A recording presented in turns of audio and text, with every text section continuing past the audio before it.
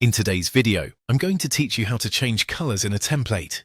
If you want to give a template a fresh look or make it better and match your brand or personal style, changing the colors is one of the easiest and most effective things you can do. The good news is that this process is usually very simple once you know where to click, and it only takes a few moments to update the overall design. To begin, open a template. This can be any template you want to customize. Once it's on your screen, take a quick look over the design so you can identify which parts you want to change. Templates often include several colored elements, such as shapes, icons, text backgrounds, or decorative graphics, so it helps to notice which colors stand out and which ones you'd like to replace. Next, click any colored object in the template. This step is important because the editor needs to know exactly which element you want to edit. When you select a colored object, you'll usually see a toolbar or editing options appear somewhere around the top or side of the screen.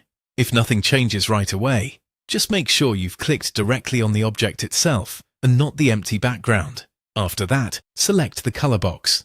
This is the control that lets you change the color of the selected element. In many editors, the color box appears as a small colored square or circle, showing the current color already applied to that object. Clicking it will usually open a color panel, palette, or menu with different color choices. Now choose a new color. You can either pick from the preset colors provided or, if the platform allows it, choose a more specific shade that better fits your design. As you make your selection, pay attention to how the new color looks inside the template. A color may look great on its own, but it should also work well with the other elements around it. Try to keep the overall design balanced and easy to read, especially if the object is behind text or part of an important visual feature. Finally, repeat the same process for other elements. Click the next colored object, open the color box, and choose a new color again. Continue until all the parts you want to update match the style you're going for. Taking a few extra seconds to keep your colors consistent can make the final design look much more polished and professional.